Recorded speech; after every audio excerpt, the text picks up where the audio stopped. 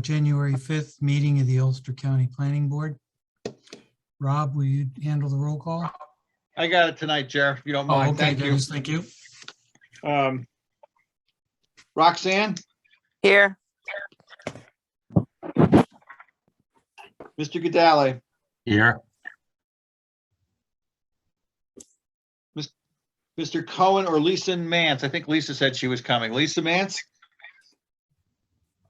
She's in. Don't see her yet. She's not in the attendees either. Okay, Yet. thank you. Hmm. Mr. Conyer, I heard you earlier. Okay, you know I'm here. Thank you. Mr. McCarthy.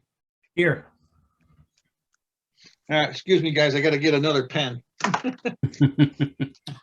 I'm There we keeping go. it. I can That keep works going. better. Mr. Hanson. Here. Miss Lanzetta. Here. Miss Gatto.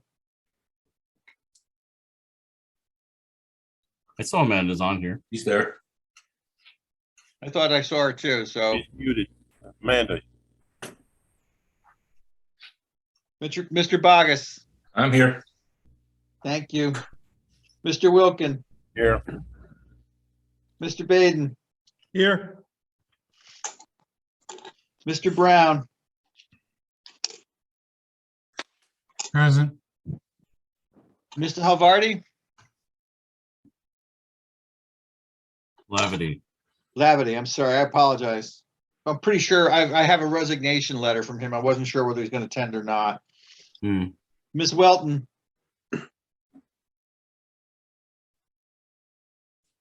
Mr. Watkins. Yo. Yo. Mr. Almquist. Here. Mr. Markowitz. Here. Mr. Rudikoff.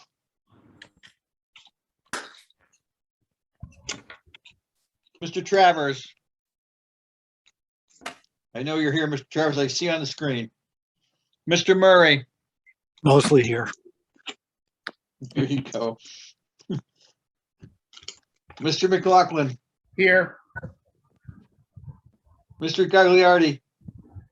Resign. Yeah. Oh. No, he's here. He's there. We do have a quorum. All right, thank you. Hey, Rob, there's somebody in the attendees side that says they're put in the chat they were here for town of Hurley. Oh, that's Lisa. That's got to be Lisa. That's Okay. Lisa. Let her in.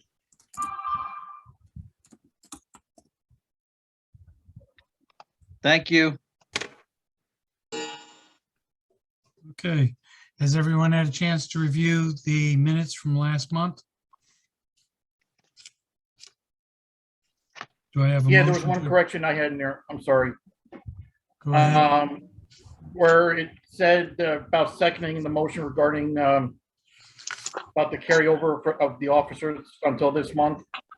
I was the one who seconded that motion.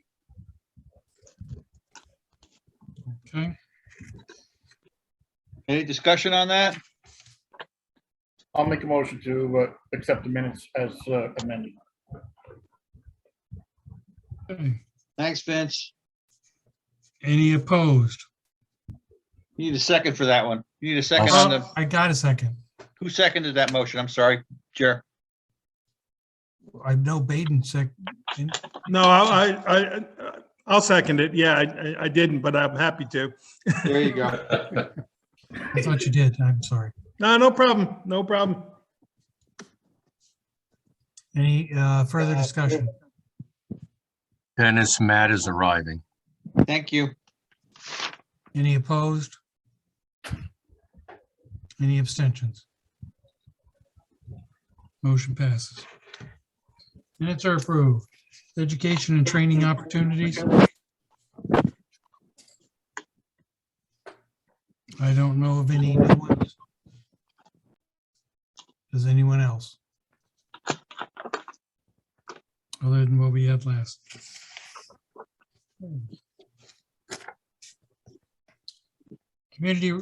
Community reports. Yeah, I have Vince here. I have one for the village authorities. We're going to be looking at, or starting to, parking in relation to Airbnbs. That's something that the village board has asked the zoning or building inspector or whatever to take a look at it and come back with something to the village board. So it's under discussion right now. Okay.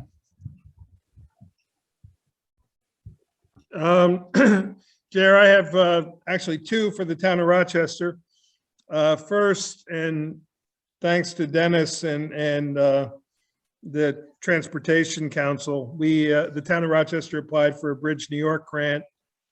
And we got word on December 15th from the governor's office that we are awarded $1.999 million for the replacement of a bridge over the, it's actually the Mill Hook Brook, but they call it the Falls Mill Brook for some, that's probably the USGS name, but it's pretty major in our town because we've been having to yellow flag it for a number of years and continue to lower the weight limit on it. So really exciting news.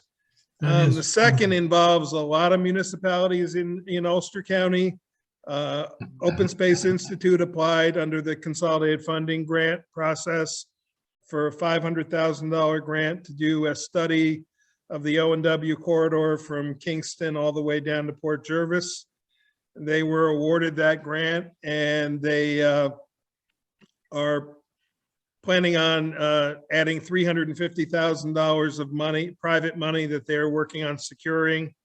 Bob Annenberg told me it is mostly secured already, and they will be doing it'll be a tabletop study, but it will be a study of the corridor and how to better serve the community. So really, really important project. So two very good news things that came in the last couple of weeks. That's great. Great to hear. Anyone else? Yes, Cindy Lanzetta. I just want to let the folks know that the town of Marlborough had done a local waterfront revitalization plan a couple years ago. And for those of you that aren't familiar with that, that's done through the Department of State. And it is it's an opportunity for Hudson River folks to take a look at their waterfronts and the economic and recreational and cultural and all of the aspects that go along with that, and see how they can guide development in their communities. And we had been able to follow through with the entire plan, thanks to Ulster, partly to Ulster County Planning. And because we were successful in adopting that plan, we just recently received over $500,000 to put towards our Milton Landing Park, which we hope will be a linchpin for economic and recreational activity in our town of Marlborough. So just want to let everybody know that that's a worthwhile thing to investigate if your town has not already done that. Great. Thank you, Cindy. Congratulations on securing that. Yeah. That's Anyone else? been a lesson in perseverance, I think, for the town in terms of getting that done. Well, they did it. So congrats to them. That is very worthwhile. All right. I don't have a report, but I'm sure there's one from the nominating committee. Roxanne? Yes, we've been busy. We do have a slate, and we want to offer the slate for Chair Drew Bogus, for Vice Chair Mike Bodden, and for Secretary Cindy Lanzetta. Okay. I'd like to thank the nominating committee for all their efforts too, because this is difficult. We had to do a lot of this via email. I'll make a motion to accept that slate. I have a motion. Do I have a second? Second, Vivian Welton. Vivian, second. Any further discussion? Yeah, I just want to thank Jared for his service as chair last year. I think he did a great job. And he was very fair and open to everyone, so thank you. Thank you, Vince. Okay, any further discussion? Any opposed? Any abstentions? Motion passes with the new slate of officers. I want to thank everyone on the nominating committee for actively working on that. And I want to thank everyone who's worked with me throughout this past year. Thank you. Thank you. Thank you. Yeah. Thank you. Done a good job too. I want to offer our thanks to you as well. Yeah, if I could add in too, thank you, Gio, for being our third officer, and I know you're leaving the state, and but thank you for all the years of you've put into this. Your expertise has been really appreciated. Yes, he will be You missed. see, I was gonna wait till the end. I was gonna wait till the end of the meeting and say a heartfelt farewell, but since you're throwing it out there now, I want to thank the board for, hearing my thoughts and everything. It was a pleasure serving. I wish the board and the whole county great success and luck. A lot of great things are happening here. And just so y'all know, the Brooks and Brooks firm has extended my work into Florida, so I will be working remotely from Florida, which is a testament to their trust in me. And so I will still be, you'll still see plenty of maps from Brooks and Brooks drawn by yours truly. Good luck, Gina. Good luck. Yeah, good Thank luck. you. Yeah, very best. Best of luck to you, Gio. Thank you. Okay. Planning department reports. Dennis? The financial report, we're starting the year new, so we're in really good shape. I would say this, that we have a significant amount of money in professional services. We have funding for an agricultural farmland protection plan is in there. So we have that funding, which we didn't have in prior years. We had given it back. Remember, we had given some money back to get us through 2020, and we didn't have that much money in 2021. We also have some money for website development in the budget, and we have a substantial amount of money for our transportation council work as well. So we're well funded on that side and on the professional services side. We also had the executive staff and the legislature felt that we needed staffing relative to housing. So they added a position of senior planner to the office that will focus on housing issues in the county. We are in the process of drawing up the necessary specifications for that position, as well as requests to fill, and we would expect to advertise shortly, probably by the end of next week, if not before.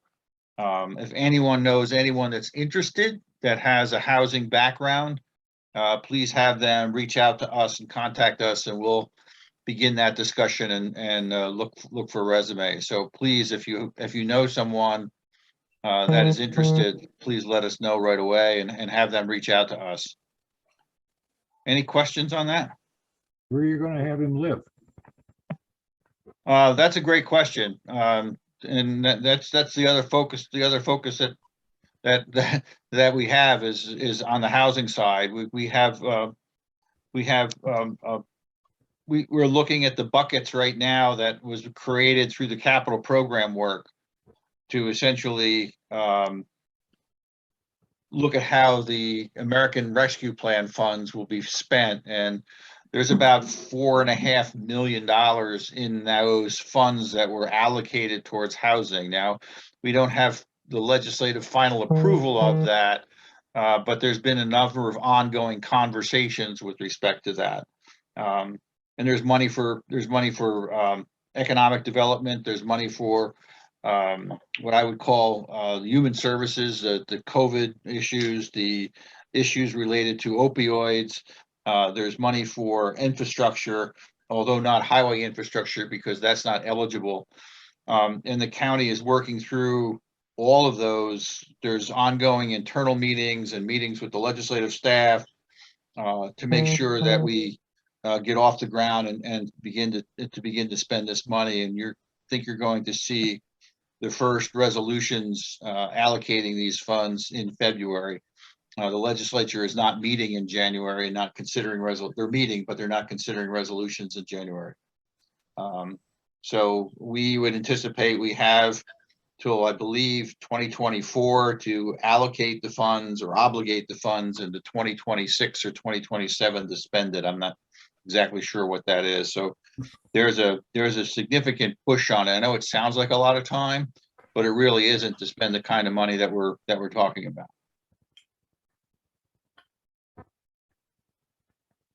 So that's the financial report. If anybody has any questions.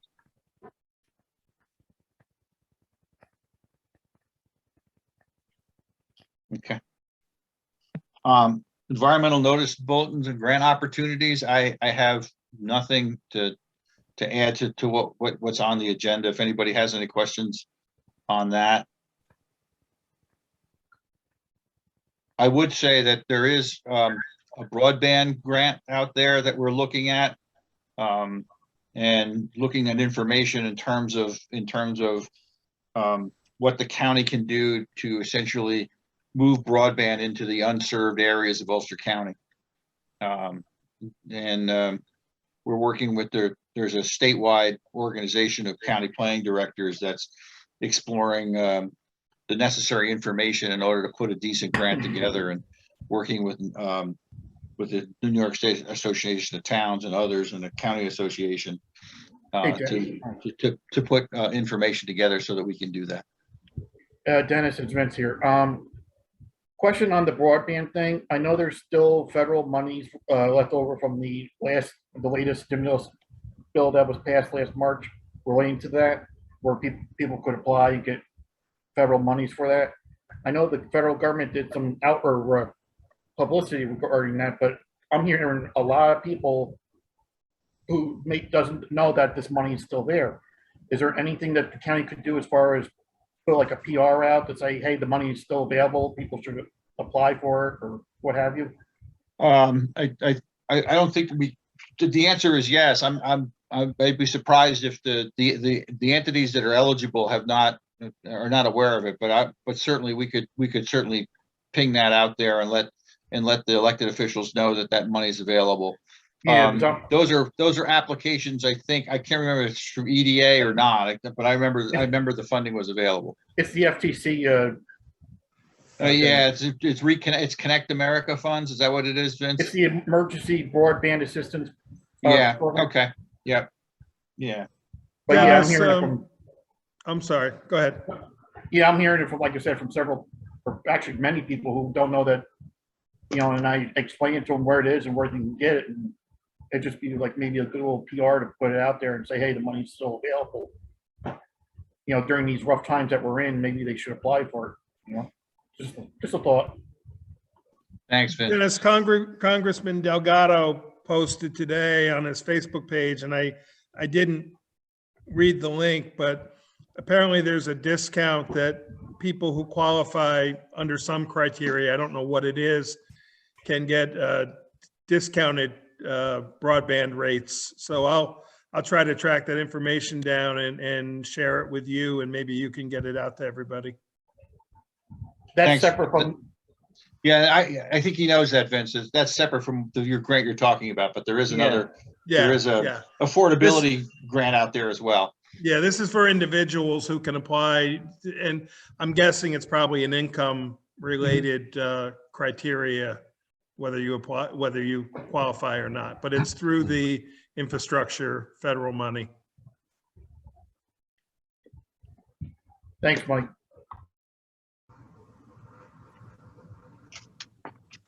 So on the communications chair, if I may, I apologize if I'm stepping on your toes.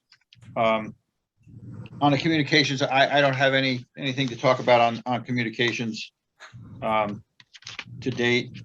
Does anybody any of the members the board members have communications they want to share? Oh, Okay. all right. And then just I'll stop right there. Bert, do you have anything you want to say about the $800,000 we got? Yes, we were awarded $800,000 from New York State Homes and Community Renewal for a housing rehabilitation program with RUPCO.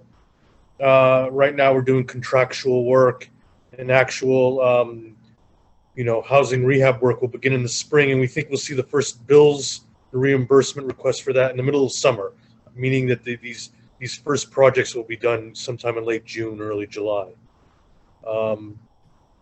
And we're winding down another program in February, which is why kind of the rehabilitation work will get done a little later than usual. So that's an $800,000 grant, and we have requested and had conversations with the legislature that behind that grant, it's not a match, but behind that grant, understanding that most of this money is going to go to fix major systems in houses for low and moderate income individuals. And I think the limit is somewhere in the neighborhood of $30,000 a house, as I recall, Bert, which doesn't go far these days. 30,000, yeah.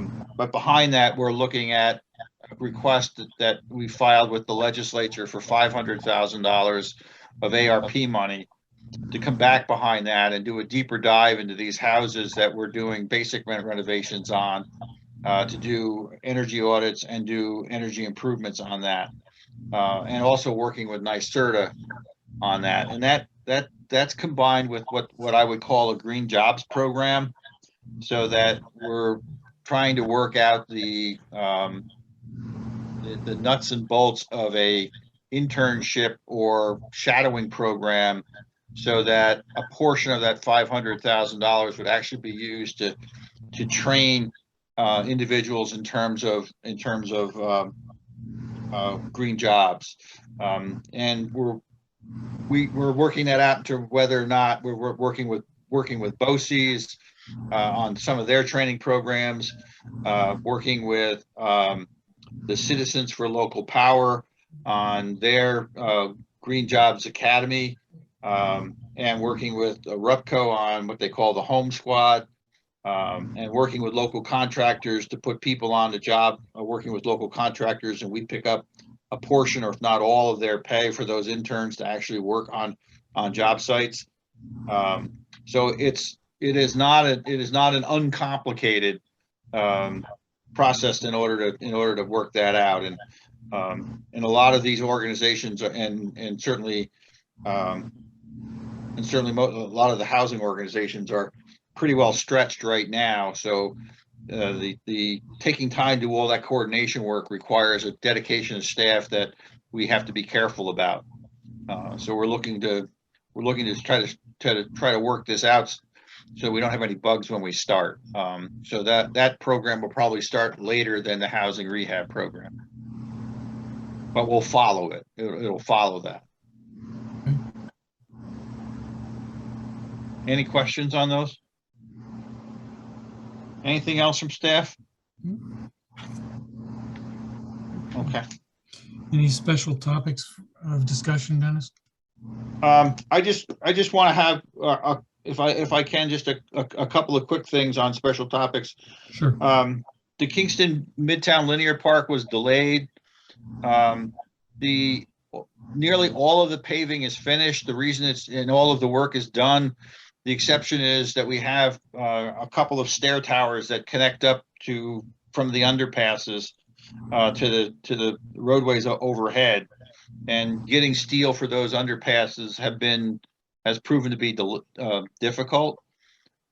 So we've extended the contract that was supposed to finish at the end of November. We've extended it to June. They think they'll finish before that. The trail is listed as closed, although it is walkable and no one's enforcing the closures. And one of the reasons it's closed is until the trail is finished under the contractual agreements that we have, it's actually in the contractor's hands. So rather than risk liability, we've indicated to the contractor to post it as closed until such time that we get all of the safety improvements in and all the signage in, all the lighting in, which was going to take some time, and that's why it continues to be listed as closed. But there are people using it. If you see people on it, that's the reason. There's no one patrolling it. The Kingston to Hurley Trail, which was known as the Kingston Rail Trail, which runs along the old O&W, we finally concluded our efforts to acquire the right of way that we needed from the Hudson River Housing Development Corporation. We went through an eminent domain proceeding with them. It was not, to say the least, it was not amicable. It came to a more amicable conclusion, but it did cost us a lot of time and money. We are now completed all of our use and occupancy permits, and we submitted the PS&E. And if nobody knows what that means, it basically means plan specifications and engineering estimates to the project for NISDOT. And hopefully we will be able to begin construction late this spring, if not early summer. And we would intend to bid that as soon as possible, as soon as we get the opportunity to do that from NISDOT.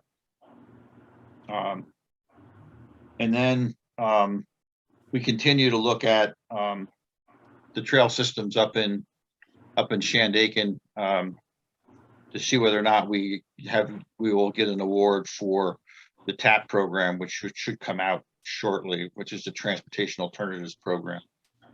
And we're working with our IS department in the initial discussions on broadband availability, which is point-to-point and point-to-multipoint. We are involved in the construction of the tower, the public safety radio tower in the town of Saugerties. The bid was awarded. Contracts are in the process of being signed, and we would anticipate that as soon as the weather breaks in the winter, after the winter time, you'll see some site work up there, maybe prior, depending upon the weather. But the lead times for tower components is in the neighborhood of 22 to 26 weeks. So we're rushing contracts so that we can pre-order the necessary materials so that we can, when we finish site work, we can actually build the towers. Those are the main things that are out there. The office is extremely busy. We're currently putting together a unified planning work program for the Transportation Council. That's an effort that needs to be done by the end of this month and into early February for a vote by the Transportation Council. And we would anticipate that under the Infrastructure Investment and Jobs Act, the council will be receiving more money for planning purposes than it has in the past. And so we're looking at several programs or several projects that we're going to do, and those are discussions that we've had both with the council members and also internally with the executive staff and the council staff as well. So I would anticipate there's going to be at least 4 new efforts in the coming year, and starting or completing efforts that are ongoing right now. There's probably 4 efforts that are ongoing right now, and who knows, if we get lucky and the COVID situation breaks, we may actually be able to conduct decent traffic counts. We've had 2 years of no traffic count data because there was no sense in doing traffic counts if the data was going to tell us something that was not normal in terms of the peak volumes. And then the last thing I wanted to mention is that we're in site selection right now for a government operations center, and we're assisting the Department of Public Works, the emergency management folks, in choosing a site, and we'll be working on the design work and the environmental work associated with that site once it's chosen. That's it for me. Do you have any updates on the 4455 and 208 situation? Because there was another serious car crash earlier this week where somebody had to be airlifted. Yeah, we looked into that, Vince, after you had mentioned it the last meeting. I don't have any information. We've tried to get the what they call the MV-104s with that, but it wasn't the area that we were concerned about in the past, which was an intersection to the west of that. It was the intersection of Brunswick and 4455. The accident, the most recent accident, actually occurred at the 208 4455, the signalized intersection. But we haven't looked at we haven't seen the MV-104s on that. I'll just leave it at that.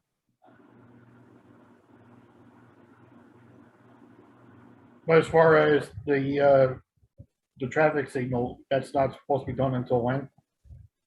The traffic signal at Brunswick and 4455 is scheduled for 2023. It was moved up a year. So that's when it's scheduled. It may go in earlier. There's been some improvements on the roadway system already in terms of stop signs, additional stop signs, et cetera. And we've been responding to FOIL requests by two separate legal entities, filing FOIL requests from the Transportation Council and from the Planning Department. All right, thanks. Okay, now it's time for public comment. And so this is the only time the public has anything to say or can say anything about any of the projects that are coming up. I do know that we have a couple representatives from two of the projects to be discussed tonight, and I'd like to modify the agenda so that we can move them ahead so they don't have to sit here through the whole meeting, if that's okay with the rest of the board. I'll make that motion, Jerry, to amend the agenda. Thank you, Mike. I'll second it. Thank you. Is that Vince? Second? Yep. Okay, thank you. All right, so anyone from the public have anything to say at this time? There, I see somebody from Rosendale, and then I also see we have the Cresco Labs one. So I'd like to do the Rosendale one first, because that one's more simple. Okay. I don't know. Go ahead. But we have do the referral. yeah. Okay, we'll do them together. Yeah, let me just get to that referral.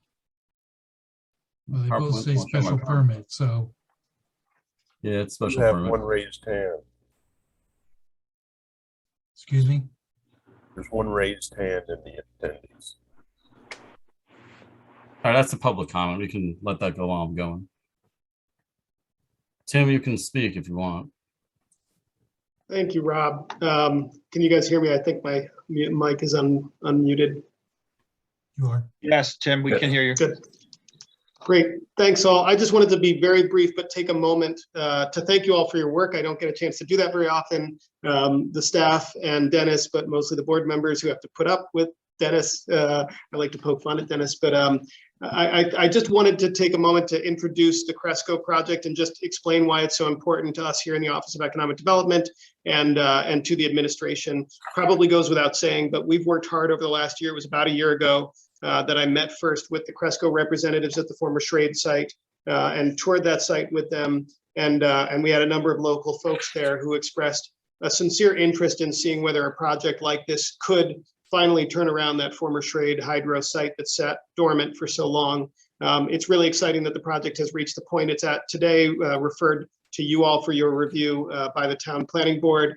And I just wanted to put into perspective that this represents a very important project in what is expected to be a $3 billion per year industry in New York State, generating over 60,000 jobs. We have an opportunity with this project to have a major multi-state operator here in Ulster County revitalizing a site that sat dormant for so long, and which I think Sabrina will give you an overview of as she gets to her presentation. But just mainly wanted to express my sincere thanks to Sabrina and her team for all the work they've done, and to you all for your ongoing efforts here, and express our support for this project. So thanks, Rob. Thanks, Dennis. Thanks, members.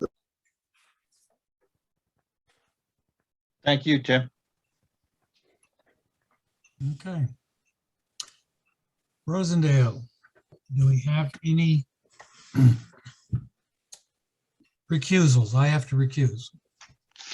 So Okay. Drew, you're gonna have to step in on this one. Will do, no problem. Okay, so we have any other recusals other than Jared? If not, Rob, take it away. All right, sure. Everybody see the aerial? Yes. Okay, great. Okay, so Water Road, you can see Williams Lake site. We're concerned with this site over in here. Selective timber harvest on this site. Access is through a local road, not through the county route. There we go. So mostly it's clearing up trails on the site for private use.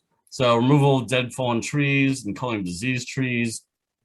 There's some obstructed trails, like I said. It's 116 square feet, excess of 28.6 square feet of what's considered a healthy forest.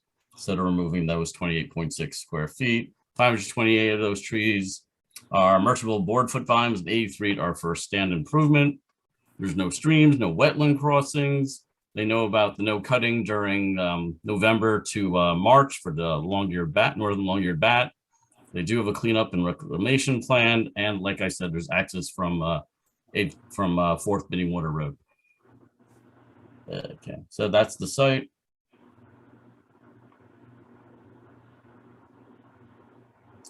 There's really no county impact on this. I'll make a Motion motion to to support support it. staff, Mike Baden. Second, Second. McCarthy. Okay, so we have a motion and a second. Any further discussion? Okay, all those opposed?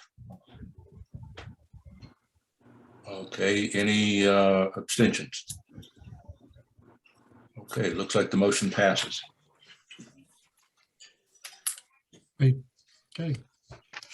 Thank you. I guess we can move to the, Right. I'm gonna stop my share for a second. So I move to this. Oh. No. The applicant from Rosendale, do they still want to say anything? I don't.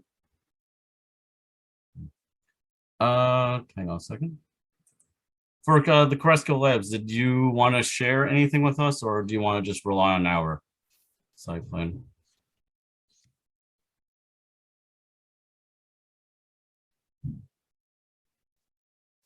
Okay.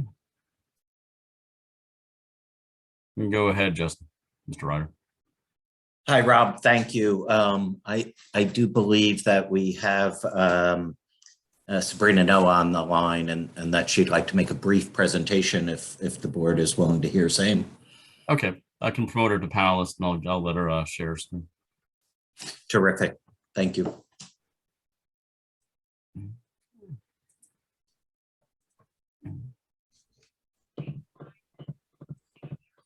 Okay, should be able to share your screen. I'm going to stop my share.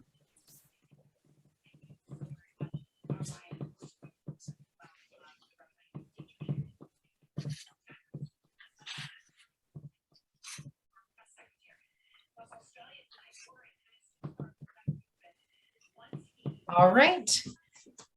Good evening, Sabrina Noah with Cresco Labs. Thank you for the opportunity to present today. I do have more slides that are in our original presentation, but I'm focusing on brevity and can address questions as needed. As stated, my name is Sabrina Noah. I'm the Senior Vice President of Public Affairs at Cresco Labs, and it has been my privilege to be a part of this project. Had the pleasure of visiting the site many times and just very appreciative of your board and Mr. Doyle's support.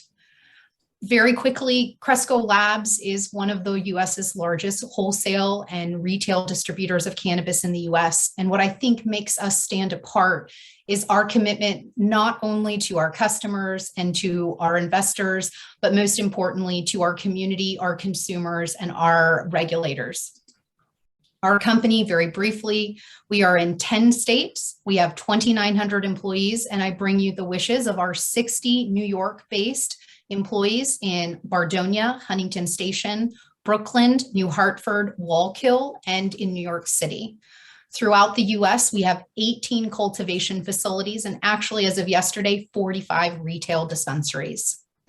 I think this slide illustrates the high quality of employees and management that we expect and hope to bring to this potential facility. Richard Lee is our general manager. He is our boots on the ground and will be supporting the overall management of this site. We are very excited to have locally situated owners and operators. We expect this facility to employ up to 400 employees during the initial build out with an average salary of $55,000 and a comprehensive benefit suite. We are strong community partners. This includes local hiring, community reinvestment through our own work and through dollars, and environmental practices that are just the best in class. Here's a few photos that kind of illustrate some of the fun that we have at Cresco. We do a lot of trash cleanups, and I can say up in the left-hand corner was a recent softball game in between our city officials and one of our facilities. Unfortunately, the softball team did not get the note and ended up summarily beating them. So we are currently rescheduling another game. We do have a strong commitment to social equity, which is a huge part of our New York plan. The New York adult use language that I know the regulations are still pending is the most comprehensive and thoughtful social equity legislation passed in the US on cannabis reform. But let's get to the important part, which is our proposed facility. I always think it's important as we discuss where we're going to revisit where we came from. 7 Trade Court has a historic and strong legacy of manufacturing in this valley and in this corridor. And I think that as we go through questions today, we will discover that while the interior product, cannabis, is being manufactured instead of charade knives, the philosophy and the way in which we choose to operate our facility is the same. Some key important site details on our 75-acre site. We are estimating approximately 3,600,000 square feet, and we are targeting 700 parking spaces. I have illustrated a few quick site maps just to orient yourselves to the project and can kind of progress as we talk about the more detailed site plans, which include the functional activities and operations that are taking place inside the facility. What I'm particularly excited about with our landscaping plan is the ability to replace and ensure that this new Main Street visibility, as you enter into Ellenville on the left-hand side currently, you kind of see that slab that has been left to the elements, and it's just not aesthetically pleasing. And with the support of our leadership team, we'll be proposing a complete reinvestment into a new environmentally friendly, native habitat, including these beautiful landscaping. And so that when you pull into Ellenville, it's just an absolute lovely experience. We believe that our proposal today includes best available control technology, an intentional facilities design led by experience, which is our 18 production facilities across the US. And again, that strong commitment to community and environment. Mr. Chairman, I was told to keep my presentation exactly 5 minutes, and I'm at 4 minutes and 53 seconds. I'm happy to continue with photos of existing facilities, go into more depth about the operations, but I'll pause to see if there's any questions at this time. Thank you for your consideration. Are there any? Yes, Mark Watkins. Is this facility going to have the odor that comes with most cannabis operations? Thank you very much. I did include a quick slide about our odor management plan. So one of the opportunities that the community has, and one of the benefits of working with a company with our experience, is the fact that we've done odor management before. We've done odor management exceptionally well. So we believe in using the best available control technology that allows us to constantly use new technology that comes out onto the market. So while the odor will be within the 175,000 square feet that contains our cultivation facilities, utilizing several different carbon scrubbers, negative air pressure, we are confident that we can contain the odor within the facility. In the event that it does escape, which it is rare, but it does happen, we do have a comprehensive odor management plan, which includes telephone numbers and email addresses where concerned members of the community can report that they have smelled an odor, and then we can use that timestamp to investigate why and how that odor occurred. A few of you who I've talked to before have kind of heard my story about how we had a complaint in another facility. A woman was at the grocery store and she was in the milk aisle and she was grabbing milk and she thought she smelled cannabis odor. She reported it. And what we were able to determine later was that we actually had an employee who had stopped real quick and grabbed a gallon of milk on his way home for his child. So that level of detail and accountability will help us ensure that the community is confident in a safe and odor-free environment. Thank you very much. Thank you, Mr. Watkins. This is Vivian Welton. Is this all going to be indoor growing or will there be outdoor growing as well? Indoor. Thank you, Ms. Welton. All the current plan and what we intend to do in Ellenville is to cultivate indoors. All of our plants will be cultivated inside. Each of these rooms will include odor mitigation, security services, and best-in-class technologies. Thank you. Thank you for your question, Ms. Welton. Uh, This is Cindy go ahead. Lanzetta. I just am wondering what kind of facilities you have as far as utilizing alternative energies. What kind of energy is going to be used for to support the growing of this marijuana? So at this time, we are in negotiation and closely collaborating with the Hudson Utility Company. Given the size and scope of our site plan, we're continuously looking for areas for improvement when it comes to our environmental footprint. As it relates to energy, we intend to use the local utility, but we will be utilizing a variety of other environmentally friendly practices, including water reclamation, recycled products. And so at this time, we don't have an intent to use solar, but we're always open to the conversation. Thank you very much, Ms. Lanzetta.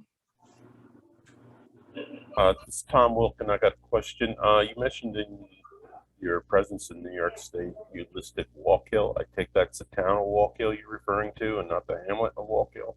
Correct. We have a very small production facility there currently. We will be intending to relocate that facility to this site.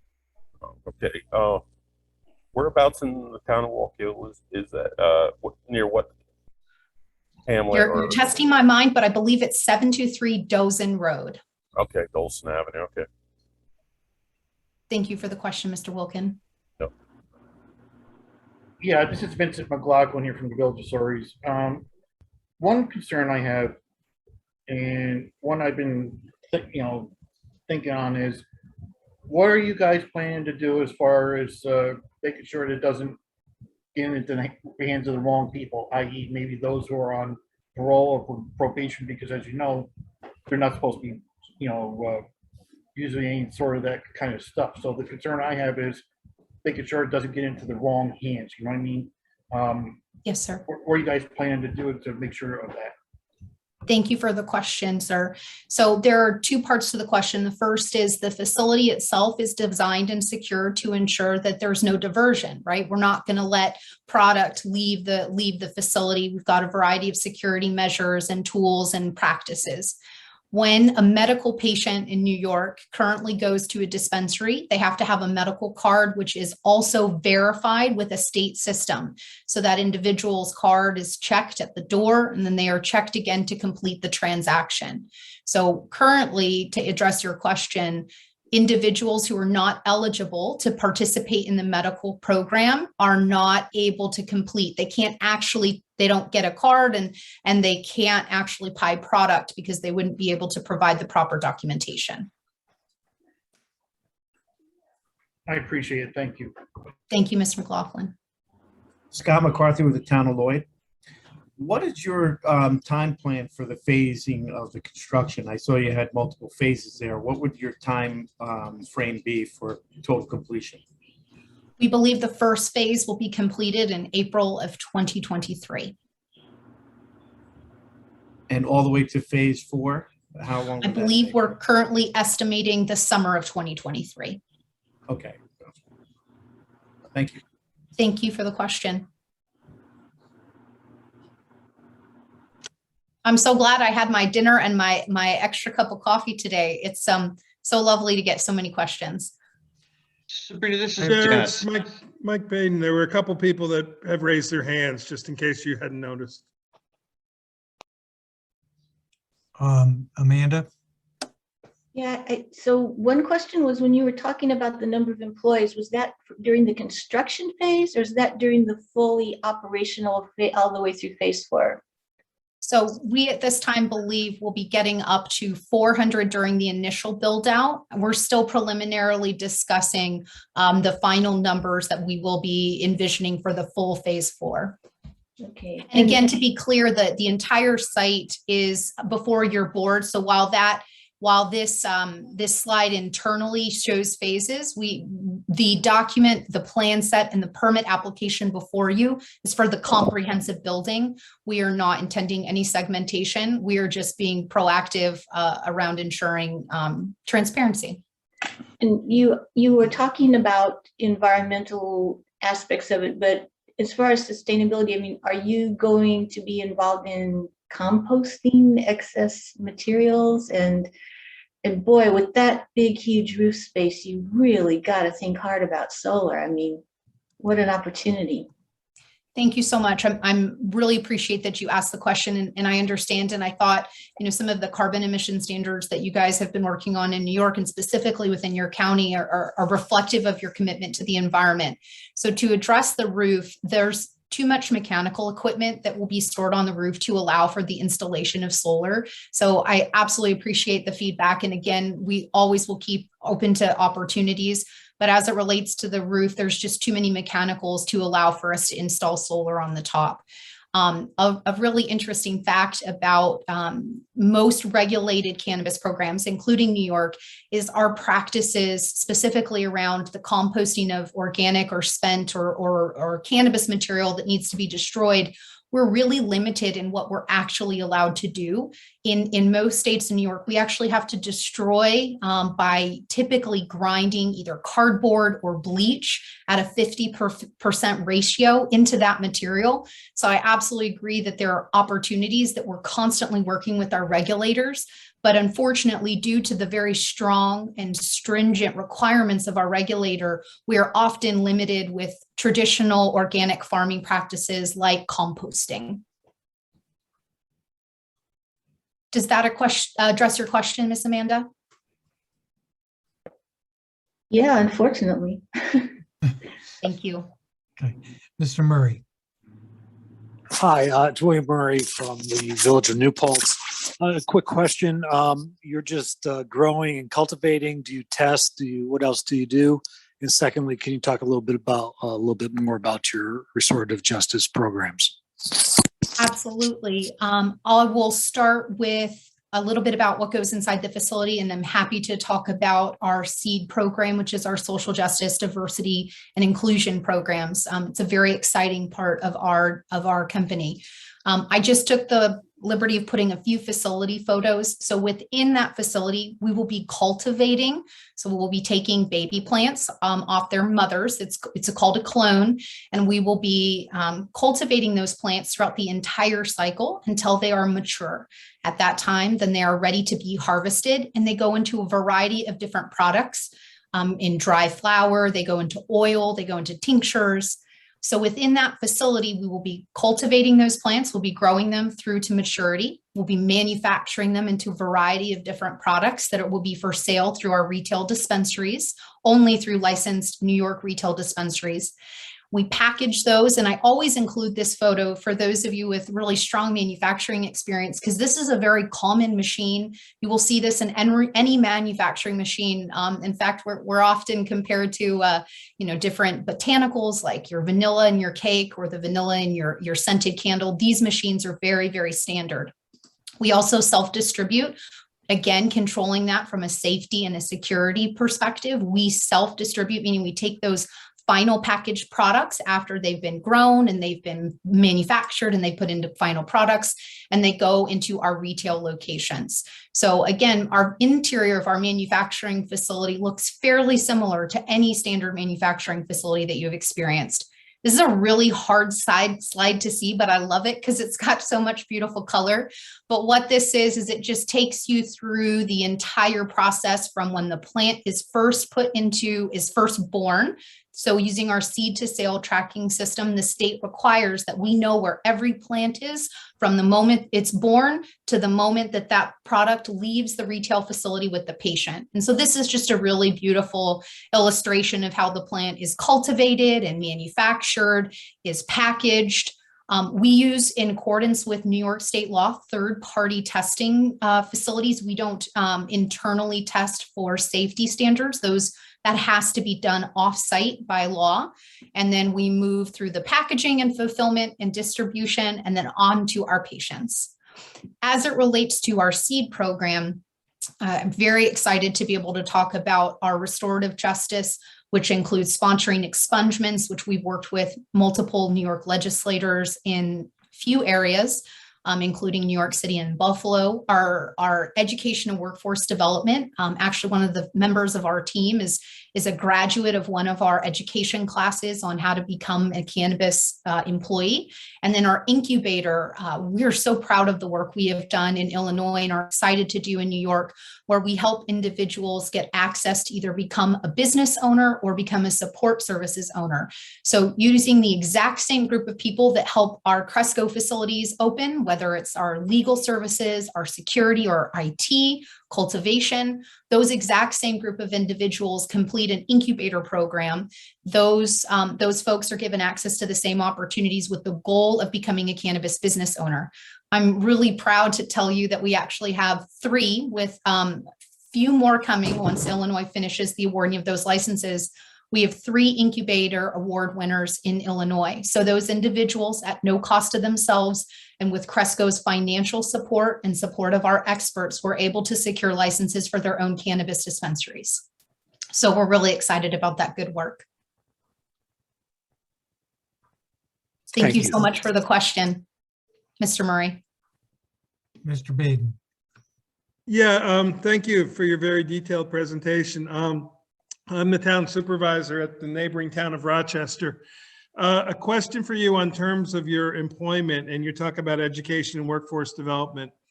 Are you going to, or maybe in the future, partner with BOCES? It looks to me like with the number of people that you will be hiring, this could potentially be a program that they could install.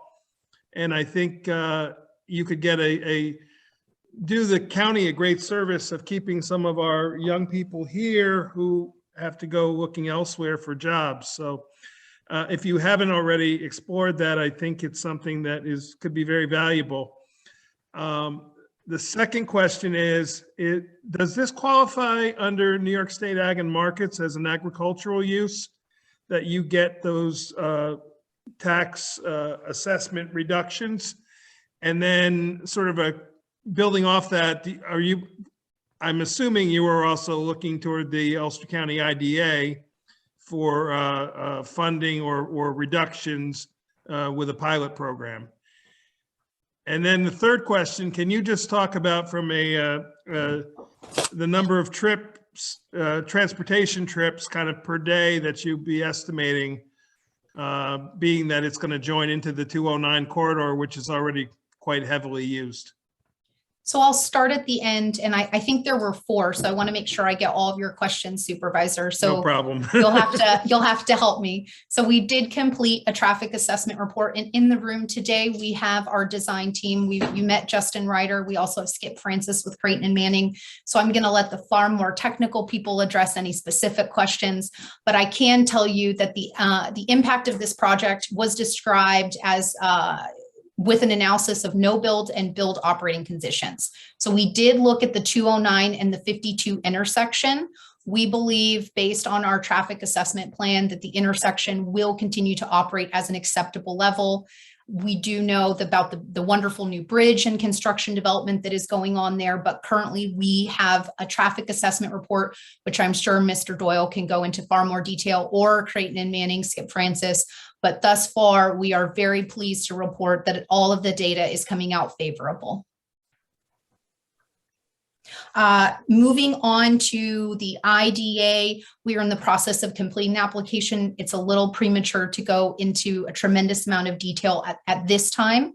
As it relates to the county education opportunity, we would absolutely welcome any opportunity to discuss partnerships. So if you would be willing, Supervisor, to make that introduction, I'm happy to make sure Mr. Doyle has my contact information, or I'm happy to follow up after the meeting. But any introduction to an education entity would be very, very appreciated. I want to make sure I hit all of your questions, Mr. Supervisor. The last one was more curiosity. Is this something that falls under the agricultural agricultural use for the tax reduction or the assessed value reduction?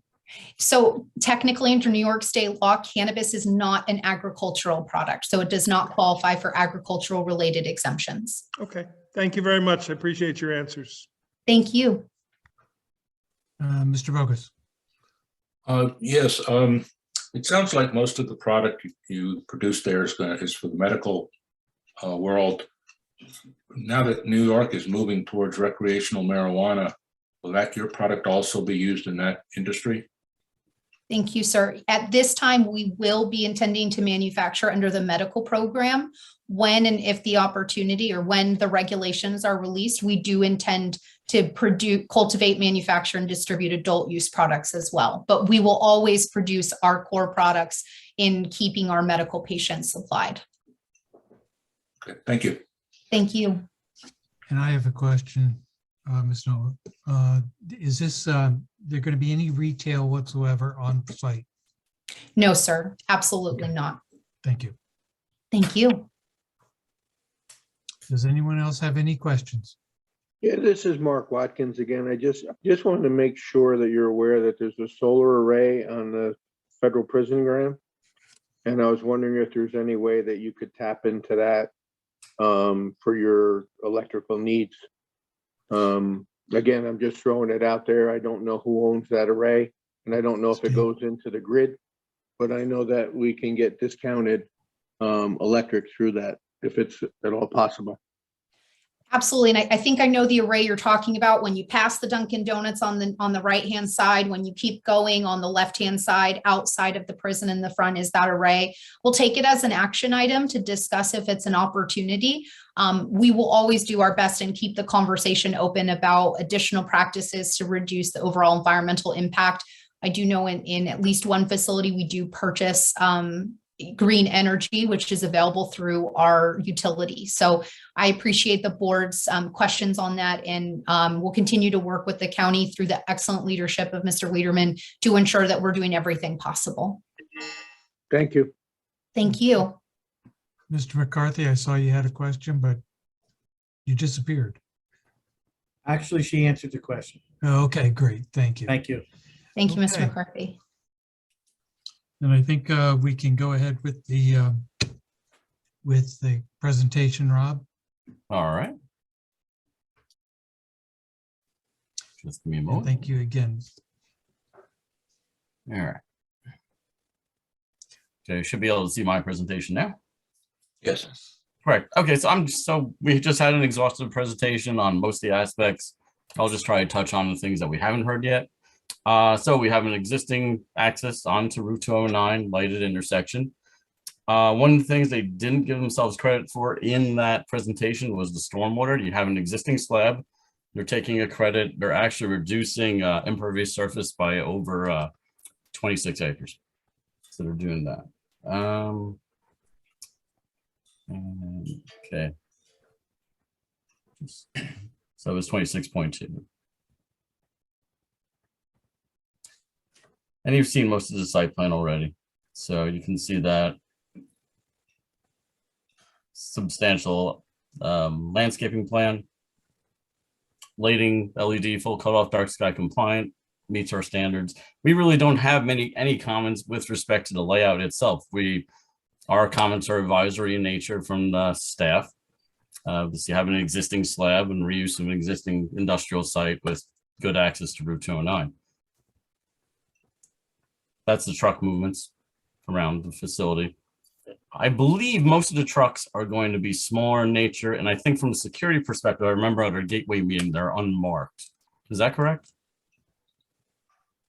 It is. It's a security practice that we use a variety of different SOPs or standard operating procedures around size. They are unmarked. They leave at different times. We do have pretty thoughtful approach to making sure that the facility and our employees are always safe and secure.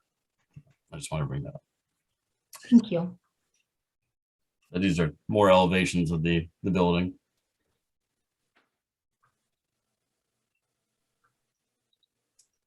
That's the whole round. So mostly our comments are advisory. One, we want to congratulate the applicant in town and the village on the project. Use of existing industrial site. It's part of our brownfields opportunity area, which we did a pre-nomination study several years ago. And so this is exactly the kind of redevelopment we were looking for.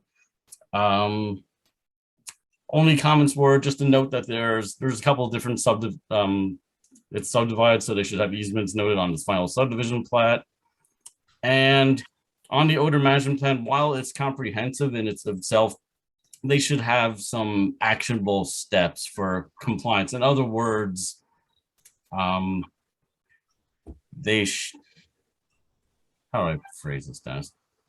So I think that and this is I think an ongoing discussion between the community and the manufacturer to make sure that there's something that gets worked out so that the difficulty with odor management, and I think Sabrina gave you an indication of how difficult it could be. Somebody walking by that was actually in the facility could trigger a complaint.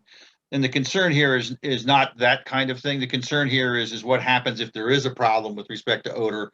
What's the actionable steps that could be that should be or could be in a permit? And I would leave this to be worked out between the applicant and the community with respect to that. And the concern here, quite frankly, is the school to the south. More than anything else, to make sure that there's something that deals with that issue if it becomes an issue. And I'm not suggesting it is or it would, but the main thing would be to sit back and start to think about what an actionable compliance would look like. And Sabrina, I'd welcome any comments that you have with respect to this. Absolutely. Thank you, Mr. Doyle. I think the only additional comments I would add is it is in our best interest to be a community partner that is thoughtful and kind in our day-to-day operations. I think one of the first things that was shared with me by a member of the town planning board during our preliminary review was his recollection of the smokestack at the Schrade manufacturing facility and feeling so uncomfortable about the exhaust that was being released. And I think part of that is a dedicated community individual who's available to take those complaints and have action items, regular communications and meetings with either community members as well as our town board.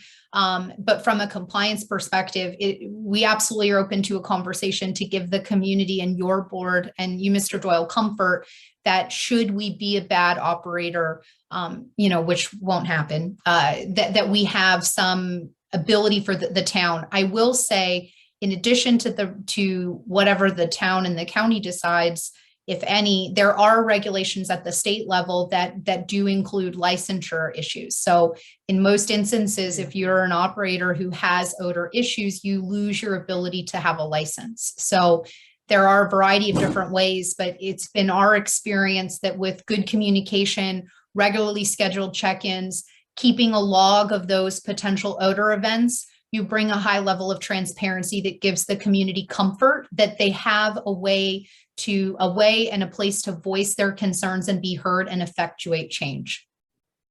Thank you for that. Right. The only other advisory comment that wasn't listed on my slides was also related to compliance issues with respect to security.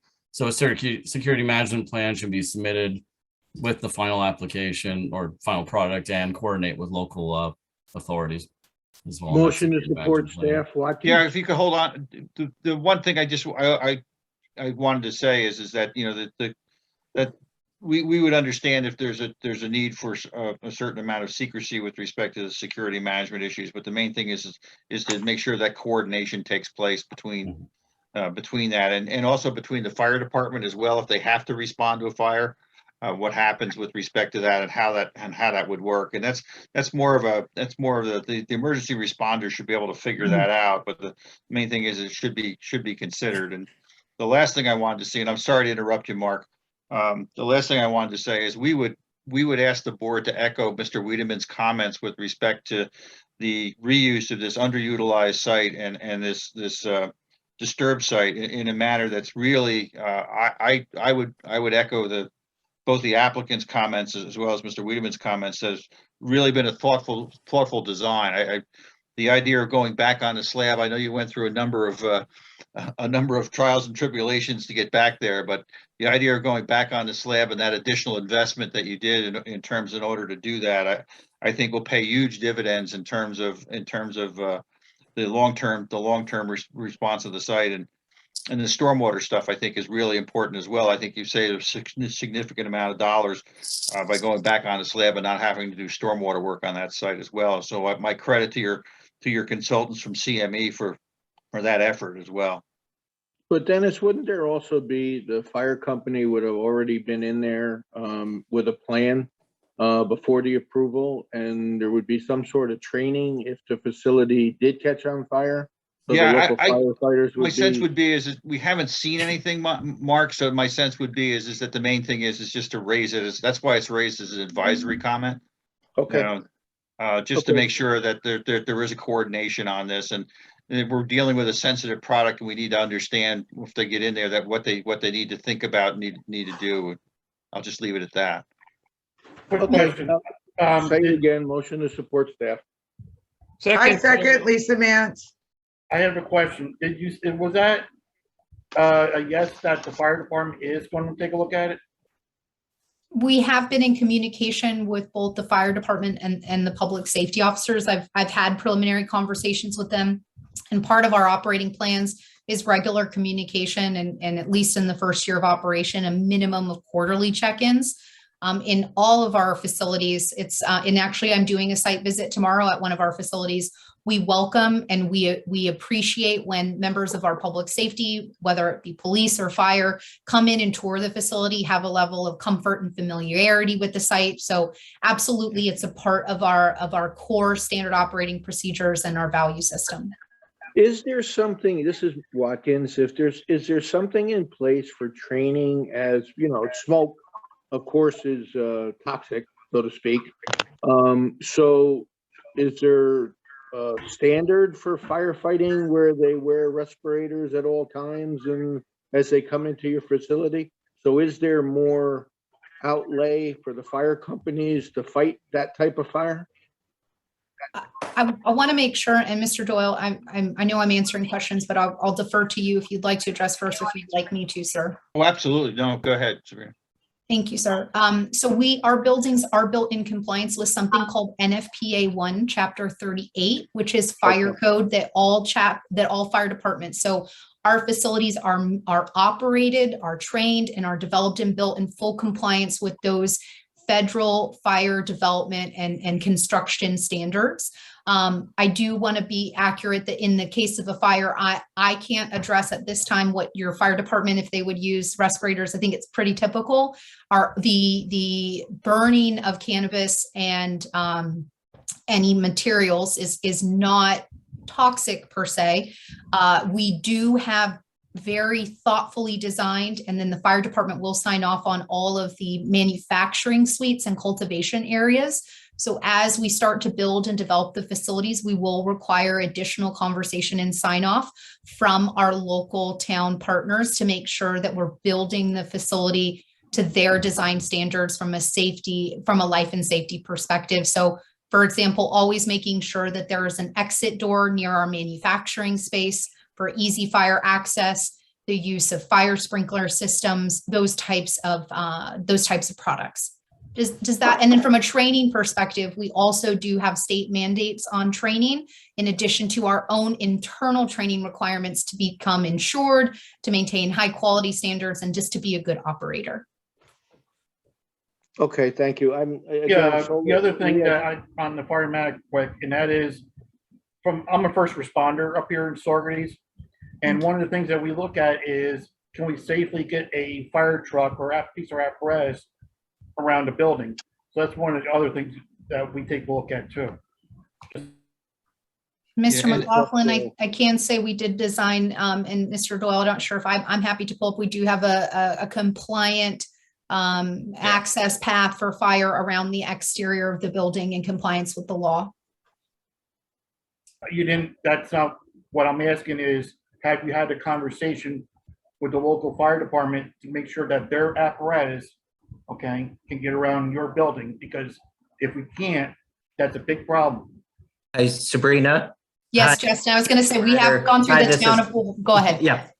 Yeah, no, and I didn't mean to cut you off, and you were probably about to say the same thing I did. But yes, sir, we have been in direct communication with both police and fire, particularly fire, because the size and nature of their equipment and ensuring that they have the appropriate ability to get to anywhere on the site with all of their machinery. We've had those conversations. They've had full set of plans. We've gone through those plans with them. So far, all feedback has been positive. And as Sabrina has mentioned, we will continue to engage in that dialogue throughout the process and throughout the build process. And I appreciate the answers to the questions, because that's a lot of times we run into those kind of problems. Can we safely get a fire truck behind the building? So thank you. Thank you for your service. Thank you.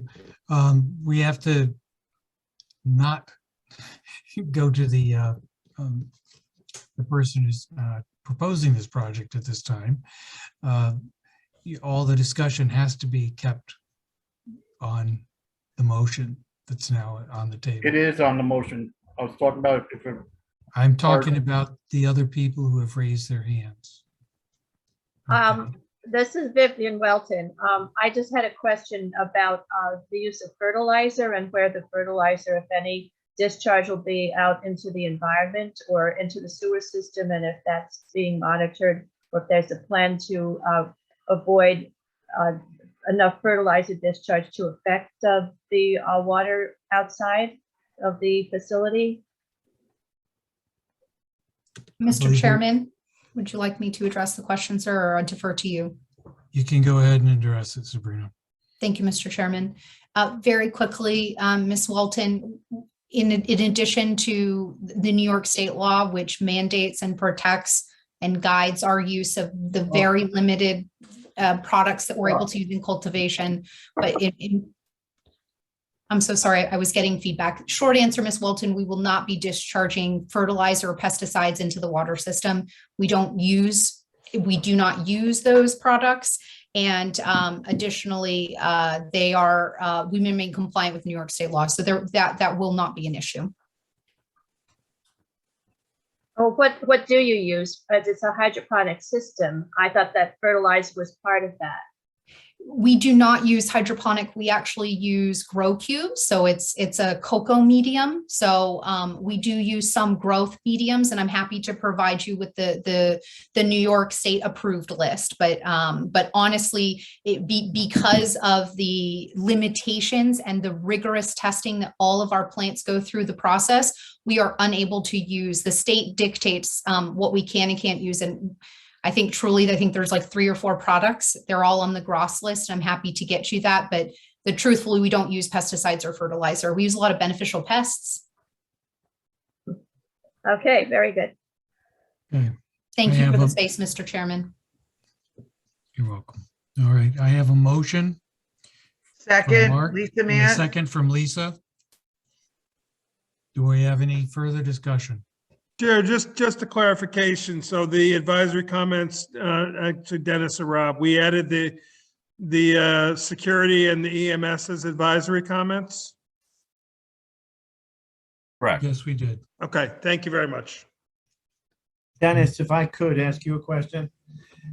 With dispensaries having state mandated requirements for having buildings or dispensaries in locations so far from churches or from schools or things of that nature, does that also apply with the manufacturing of this also? Do they have any mandates or requirements? I don't know. That's not covered under that law. But I don't believe so, but I can get you the answer to that. I just, seeing more and more of these type of things coming about, I think that was just for clarification for me to understand it a little bit better. And the school being a question is what actually brought it to mind. Yeah, the school is well over 1,000 feet away. Right. Thank you. Okay, so we have any further discussion?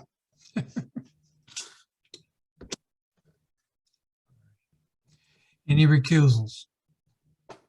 Any abstentions? Any opposed? Then advisory, this passes with the advisory comments. Thank you, everyone. Thank you. Thank you for your presentation. Thank you. Okay. All right. So, Rob, I guess we go back to Gardner. Yep, let me take us back to the top. Do we have any recusals for Gardner?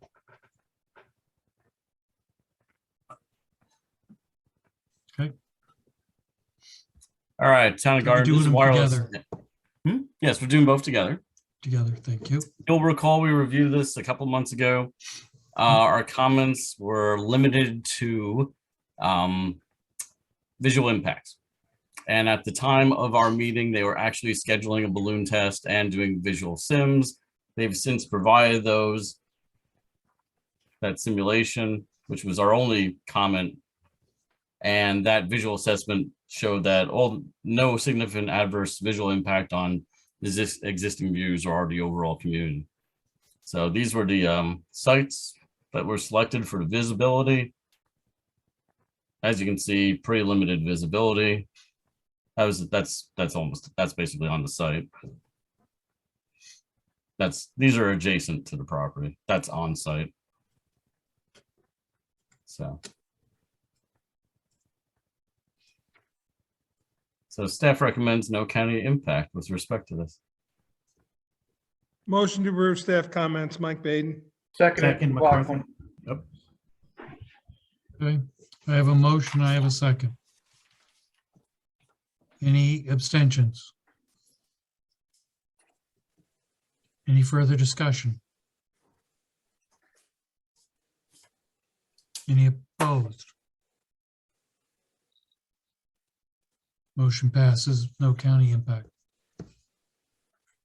Okay, this is also in Gardner. Do we have any recusals on this one? Okay. Go ahead. All right. So this is a proposal for a single family home in the RA zone, so it requires a site plan review. RA has a variance granted for a driveway longer than allowed at 2,500 feet. That's at 891 Post Road. I'll show you the aerials real quick.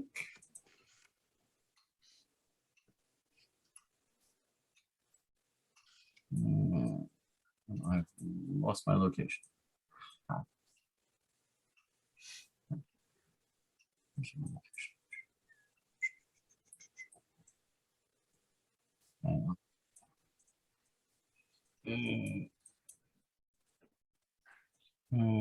Let me just refresh this.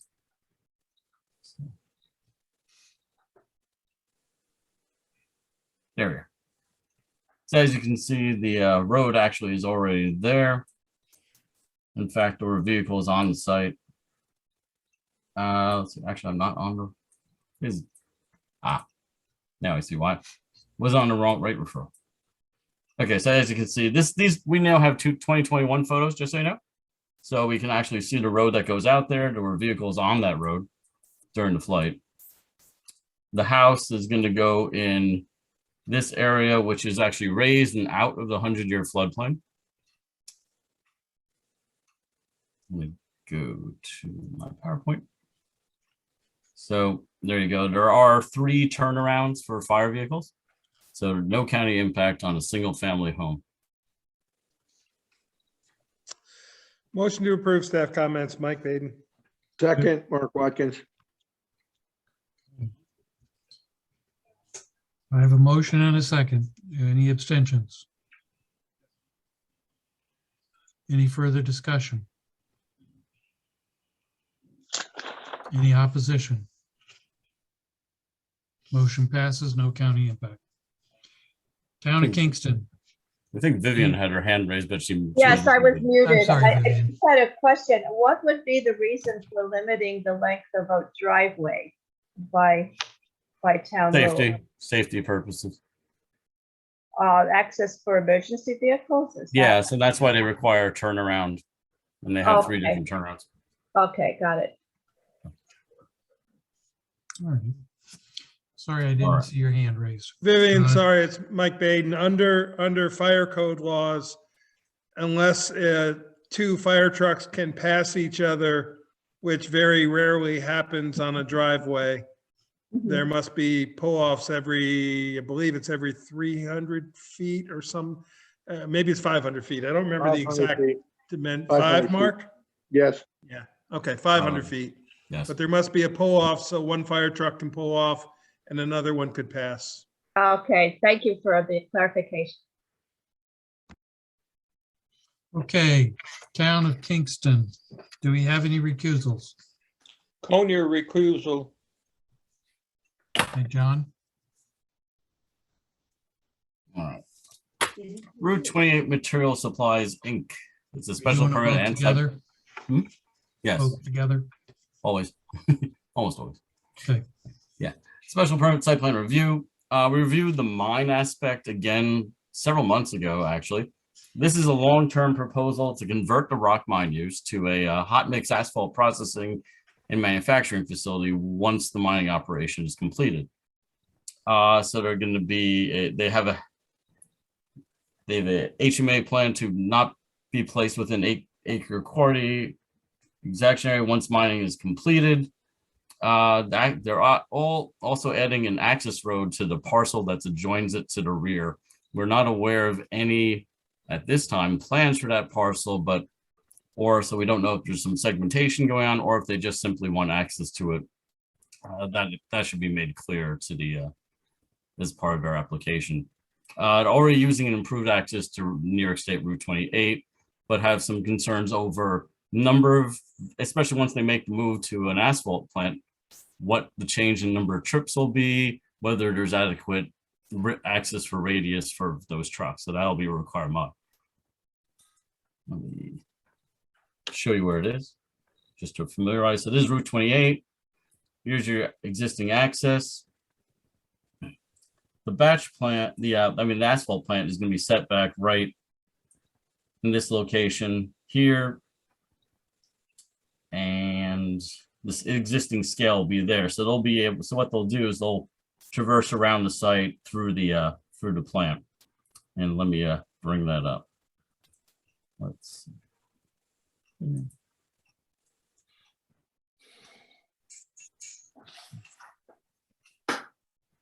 Come on, PowerPoint. Oh, I know why. Okay, there. So this is the high view of the site. You can see the access. Let me go to the next slide. There's your access. That's your existing conditions of the mine. You really can't see it through Route 28. At the, normally, there might be some seasonal views of the site during fall, winter.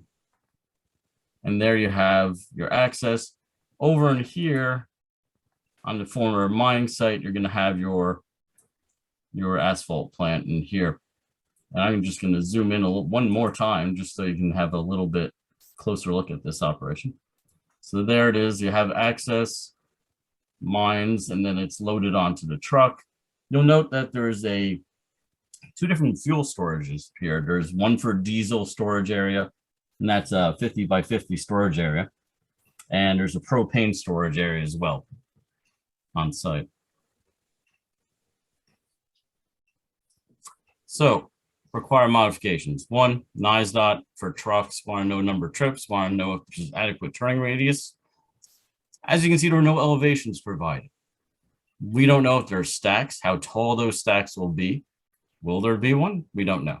So we need some elevations and also what the height of this facility will be. And if it is visible from a road, it would be nice to see a rendering. That's two different things, Rob? What's that? Height and elevations are the same thing in this instance, aren't they? Elevations are architectural. Ah, all right. Bill, I got it. I'm here. All right, Thank you. I should have wrote architectural elevations. Okay. Yeah. Easements on final plans for combined lots. Oh, let me go back a slide because I raised the comment about that road. And as you can see, this road continues on to the adjacent parcel. Don't know what the use of that parcel is or what their long-term plans for it are. Information with respect to that would be good. Also, an easement should be provided as well. Go back to my recommendations. So, like I said, seeker development of the adjacent parcel. They said on their EAF that there are wetlands and water bodies on site. They should be delineated. Bulk storage of petroleum. They've shown the location of number 2 is 10,000 gallons of it. Actually, I don't know why that's a required modification. They've shown the location. Lighting's gonna be minimal, probably consistent with the existing, but if any lighting's put on site, it should be full cutoff. They are gonna need an air emissions permit for this activity. And we just note that it's close to a state forest preserve, and that should be included in the conversation with respect to this use to see if there are any impacts associated with that state forest preserve. I have a question. Sure. This is the location where they had been doing excavating and gravel mining? Yes. So did their permit for that action from DEC have any reclamation or site restoration kinds of requirements? And is this proposal in keeping with those conditions? Yeah, I mean, they do have a reclamation plan for the mine, and they do have an active mining permit for the site from DEC. So I don't know how consistent this is with the reclamation plan. I mean, it's a completely different use as opposed to just reclaiming a mine.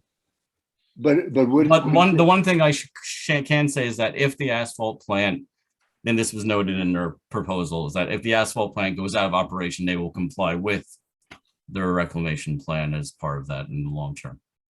But mightn't there be elements of the reclamation plan in terms of screening from Route 28 or landscaping or any other kinds of things that could still be implemented even with the plants being done, that those conditions could be incorporated into the plans for the plant?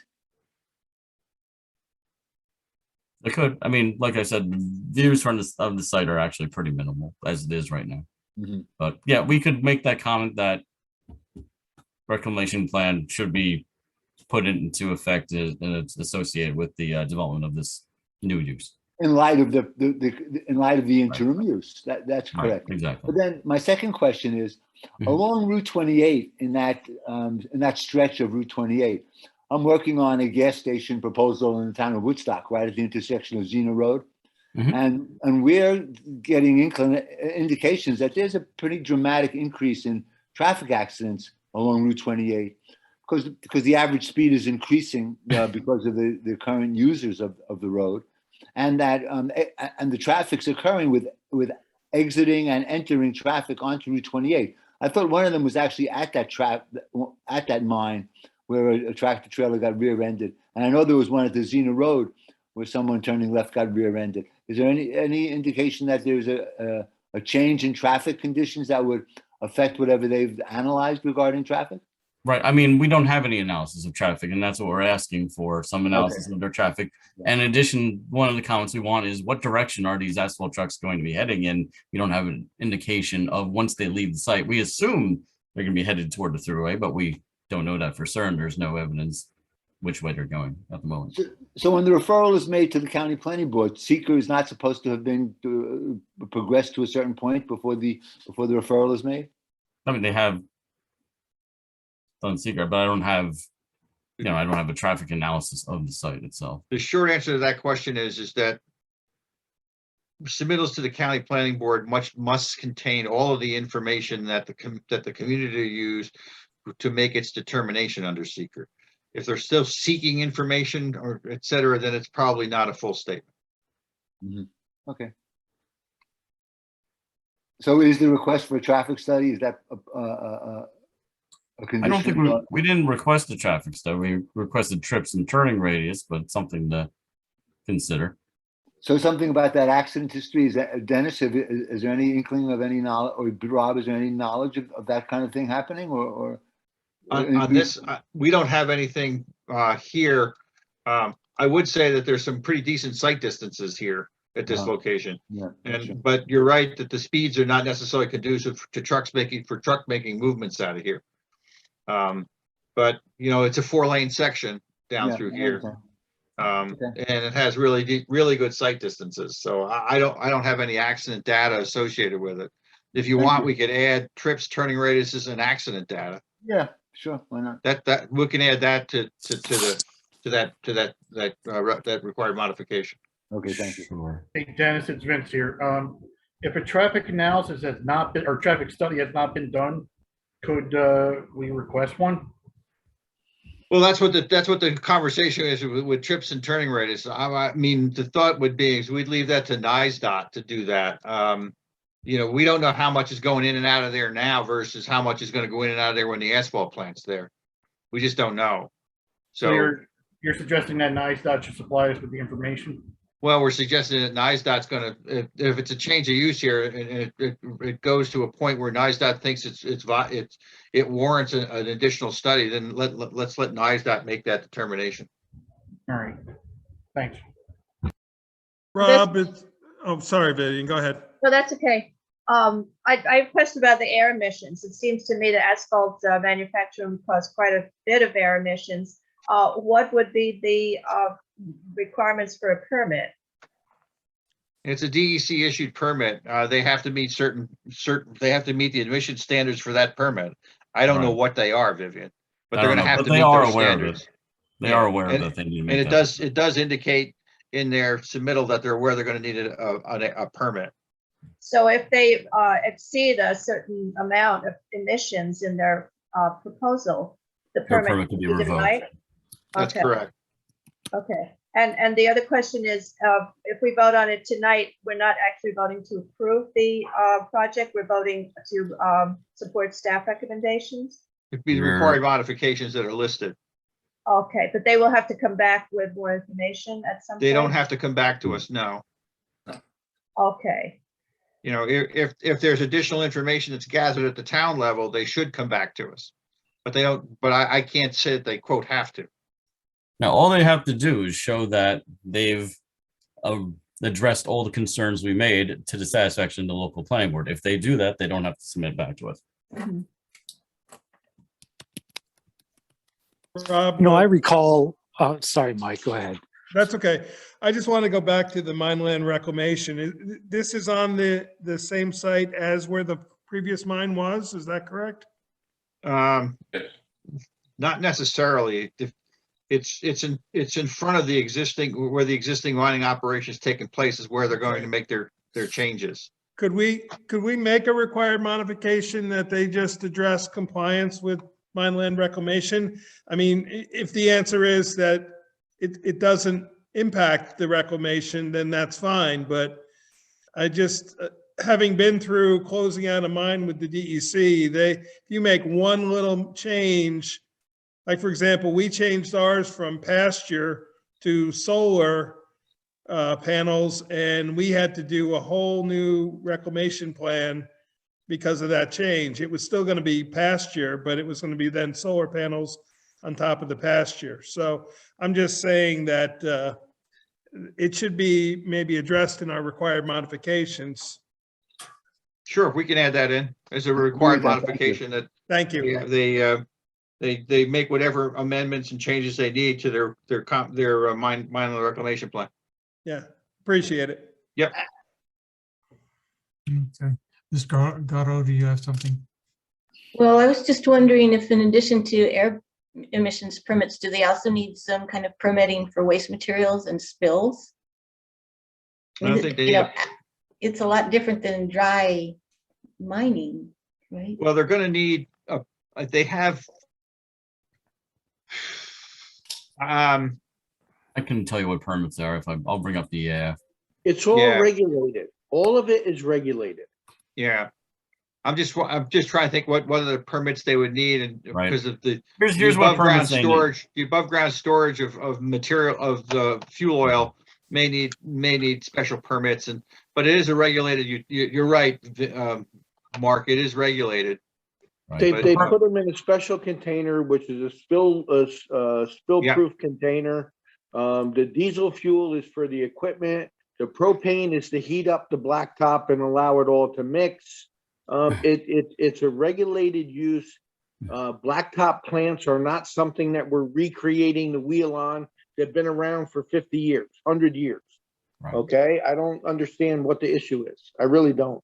Just so you know, they've already applied for all their permits, and those include New York State DEC air facility registration, speedies for construction general permit, and speedies for MSGP. So that's where they are. Yeah, and that square that you see on the site plan, Rob, if you get that square is that you see on the site plan that's labeled storage, that's the containment. That's the containment for the diesel fuel tanks. Right. So you don't store tanks in something square. So it's right up here. This area right here. Okay. Excuse me, sorry. This area right in here. That's the containment area. And It's then a concrete tank that the tank sits in. That's Yep, exactly correct. what it is. Yep, that's right, Mark. And then that other area in here is the area for the pad for the that feeds the propane in. That's the propane pad. Right. But they've got good separation in here between the roads, the propane storage. It's not like the propane tanks are sitting right next to the roads or anything else. So there's good separations in here. I seem to recall many, many years ago when they opened that they were clearing and mining because they were going to build a shopping center there at one point. I think that was read that in the newspapers. I suppose that's off the. They've changed their plans. Yeah, I mean, the short answer is yes. They've changed their plans. Yeah, looks that way. But that's what I recall reading when they got their permit was they were mining so that they could flatten the area so they could build a shopping center.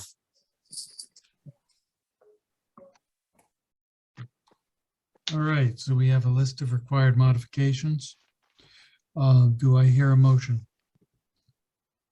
Motion, Scott McCarthy. Second, Mike Baden. Any abstentions? Any further discussion? Any opposed? Motion passes with required modifications. Town of Marbletown. Hanson recusing on both. Is Hanson on both? Thank you.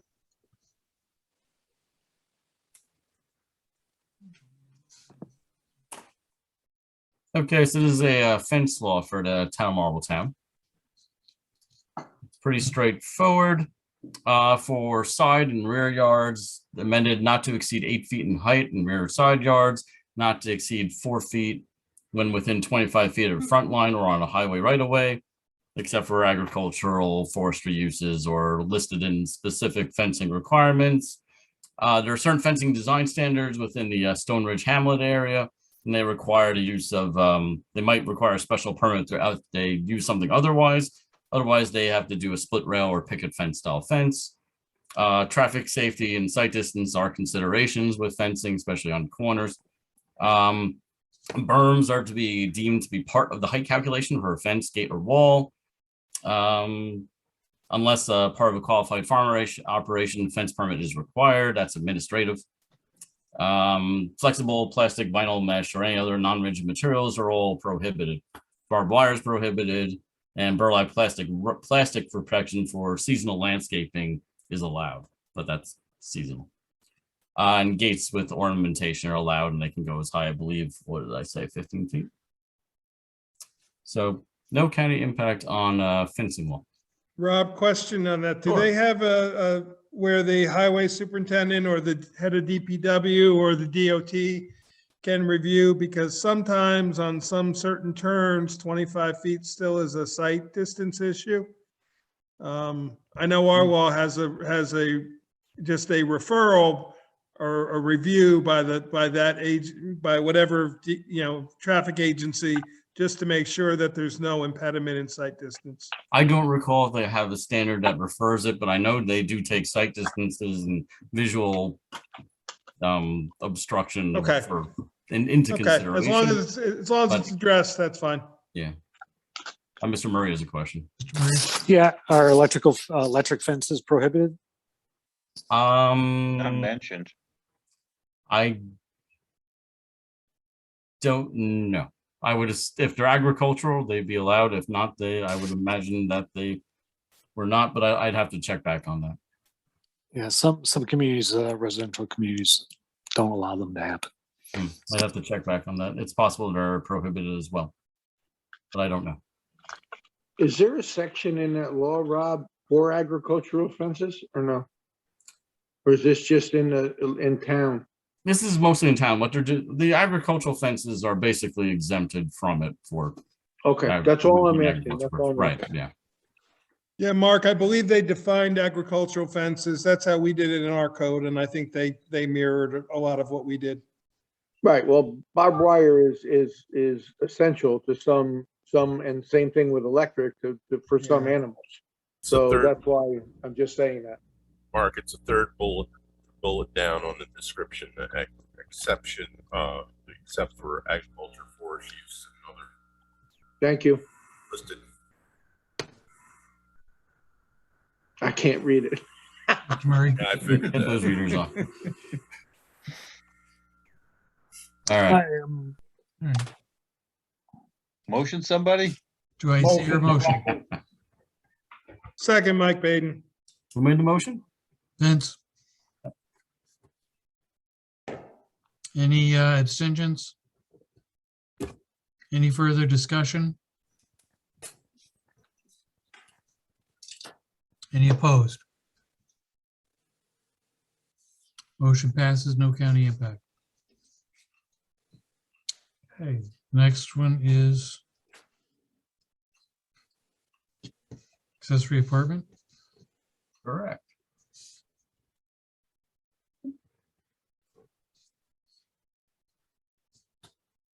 I think Hanson already recused on it. Yep. Okay, so we already saw the accessory apartment law a few years ago. We complemented. This is just some further clarification of the existing law, and it's on very specific items. So there's a conformity provision with district design guidelines for the SR district. Basically, they have to show they can meet the design guidelines with respect to the accessory apartments. Also, there's some further explanation on where, if you recall, there's a part of the law allows up to 3 dwelling units on the same property. They clarified it so that it's up to 4 units, but that 4th would be the accessory apartment. So only comment is just that we continue to support and commend the town's efforts for creating more opportunities and avenues for accessory apartments and alternative housing. So moved, Mike Baden. On your second. Rob, a quick request. Could you possibly share that, or is it in the Dropbox? I apologize. Yeah, the law is in the Dropbox. Okay, thank you. Sure. Is there owner occupancy in this? Owner occupancy. For the accessory apartment? Yeah. I don't believe there is. I mean, you can have a primary house and rent the primary house and rent the accessory. Yeah. Right. I think my question is, these accessory apartments, are the owners occupying the actual structure that has the accessory apartment? Yeah, I Is don't there- think that there, I don't recall that being a requirement. You know, so that what I would say is you could rent the primary house and also rent the accessory apartment.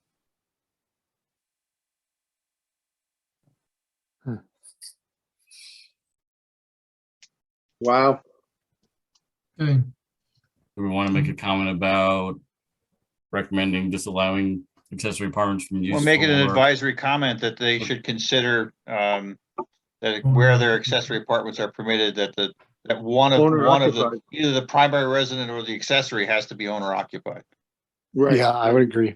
We also Okay. usually put a prohibition for 5 years on short-term rentals. I think, Accessory Rob. apartment. That's in this there, was- as I recall, Rob. This was a Yeah. clarification of the existing. The existing, I Right. believe, already has that, Rob. Yeah, Yeah, it I'm does. pretty sure it did too. Yeah, but we should still mention it. No, I think we make that I can advisory review it real comment quick. with respect to owner occupancy. That's a good comment. Was that Scott McCarthy? No. Yes. Thanks, Yeah. Scott. Okay. So with Any that, further with that discussion? second advisory comment, So, just so we're straight, Scott did not make that recommendation. Yeah, Who that was did? Bill Murray. It was me, Bill Murray. oh, thank you. I'm sorry, Scott. I don't No. recognize voices. I'm 100% in agreement with it because we had the same issue in the town of Lloyd. So You should have taken credit for it while you had the chance. That's okay. Ah, Very Thank you, good. Mr. Murray. I apologize. that's all right. The village wrestled with it for a couple of Yeah, I know. couple of months. Okay, so we have any further discussion? Any abstentions? All those opposed? Motion passes with the additional advisory comment. Okay, Town of Marlborough. Any abstentions? Recusals? Cindy Lanzetta. Thank you, Cindy. All right. Let me try and bring up the aerial for this one.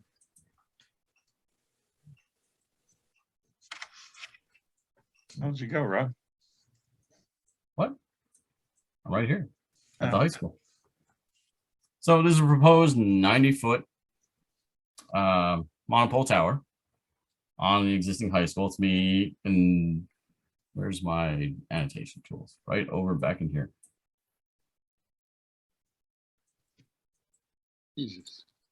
Applicant has provided all the necessary details that we typically request, including let's see, documentation of public utility status. They've provided a demonstration of need, that there's a need of coverage at 2 different dB levels, that they have capacity issues with respect to their current situation, that they did a thorough alternative site selection analysis with respect to the proposal. And they also did a visual resource evaluation and visual impact assessment.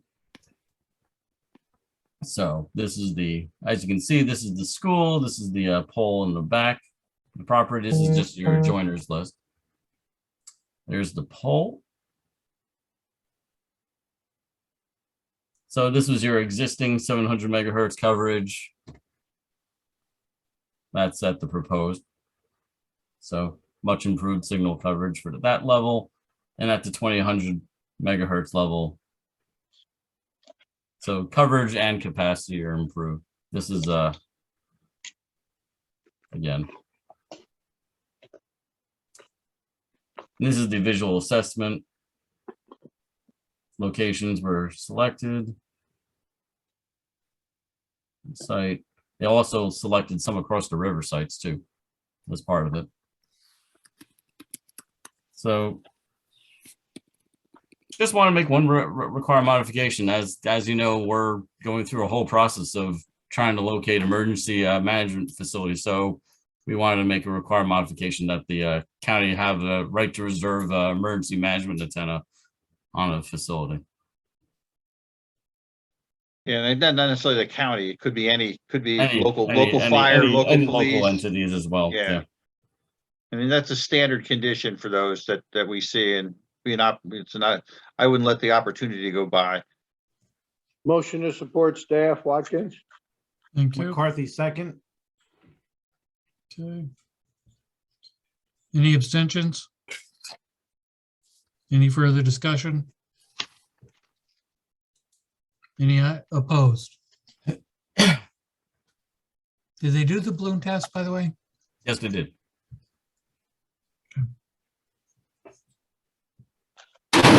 Right. Motion passes. Oh, any objections? Motion passes with required mod. New Paltz Village. Any recusals? Mr. Murray, right? Yeah, that would be me. Okay, we're seeing 107 Main Street, I think, for the third or fourth time. This is approved plan. It's a slight site plan amendment to a recently approved plan for a bar restaurant, which was a previously existing bar restaurant use.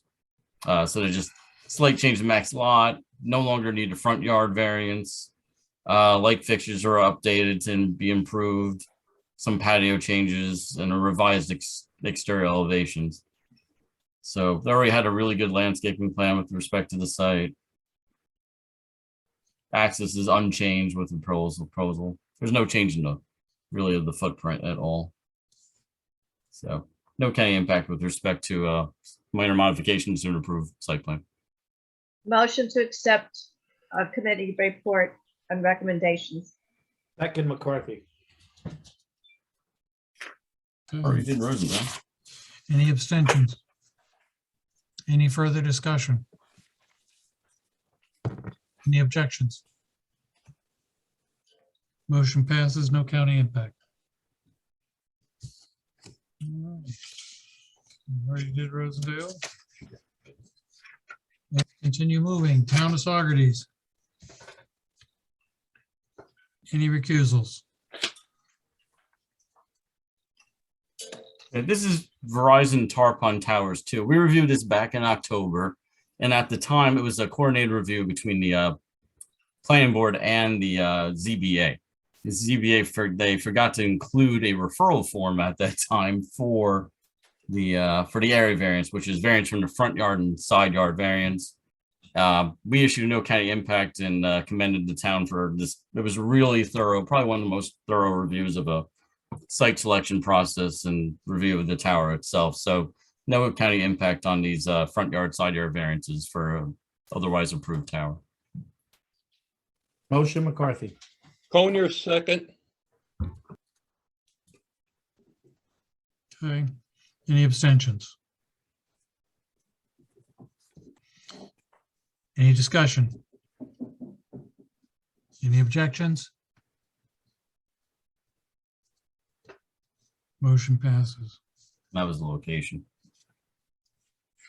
Okay, Town of Ulster. Almquist refusal. Thank you. For all, Frank. Frank, do you have to recuse on the two sign variances too? Yeah, I did. No, on Okay, the good. site, no. Okay. That's zoning board. Okay. Okay. Okay, Romeo Chevrolet. This is an addition to an existing dealership. Hey, come over.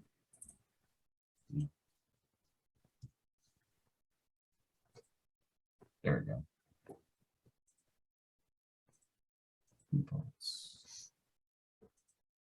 There we go.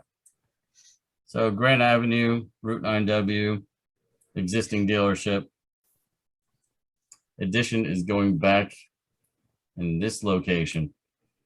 No county impact on a improvement that is really mostly not visible from the road. I can show you. I'll show you. the Rob, site. didn't we have an advisory comment on this with respect to charging stations? That's right, we did. That's right. Yeah, I meant to go out to the site to see if they had them on the site already. So Let's the see. advisory comments, if there's not EV charging stations out here, the community should consider, that they install some EV charging stations. That's all. Right. That's an advisory comment. Right. And this is, again, here's the site plan. Oop, There's the addition. And advisory comment on the EV charging stations. Okay, Motion to accept. Conyer. thank you. Do I hear a second? Second, Vivian. Watkins. Vivian Heard beat you. one. I'll go Watkins. I went with Vivian. She beat him. Okay, fine. Tie goes to bid. All right. Any abstentions? Further discussion? Objections? Motion passes.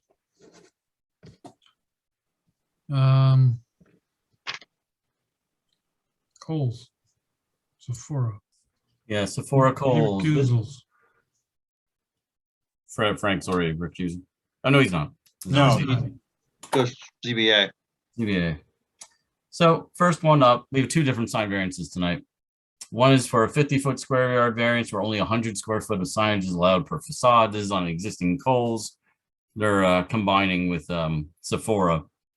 So what they're doing is redoing their facade. So it'll be a little bit another sign for Sephora at their front of their property.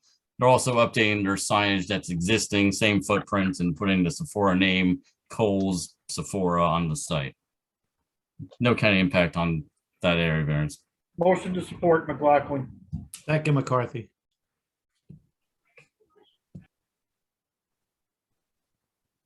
Any abstentions? Any discussion? Any objections? Motion passes, no county impact. N&S Supply,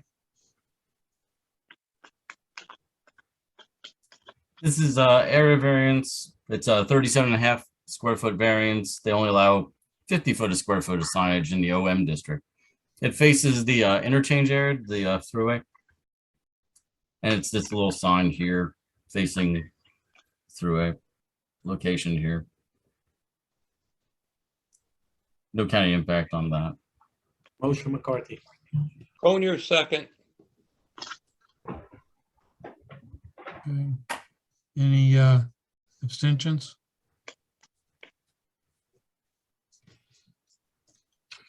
Any further discussion? Objections? Motion passes, no county impact. Oh. Okay. And that's the end of it. So a couple of things, if you don't mind, Jer. Go right ahead, Dennis. Just a couple of things. One is Happy New Year, everybody. Stay safe and stay healthy out there. And two is I really wanted to thank the board for their very thoughtful and cordial comments tonight with respect to the Cresco project. You folks did a great job in terms of asking the right questions and getting and drawing them out on the answers. I'm really impressed with the board tonight. I wanted to thank you for that. Big project. Thank you, Dennis. And thank you for not retiring. Yeah, really. Hey, Dennis, you're probably already aware of this, but the current open meetings law suspension expires January 15th, but I truly expect the governor will extend it. She can only do it 30 days at a time. When she did the last one, I think she didn't know the law. So my guess is going forward, it'll be 30 days at a time, which is why it probably hasn't been done yet. Mike, just the law that was signed by the governor in relation to that was passed when they had that special session of the legislature last summer. So that was actually a state law that was passed. I don't know what you could do at this point now. No, there's no law passed, Vince. It's an executive order still. Okay, good night, everyone. Motion. Good night. Okay. Have an adjourn. Yeah. Motion Pick to two. adjourn. Thank you. Good Thanks, night. guys. Happy New Year, everyone. Good night, everyone. Good night. Thank you. Good night.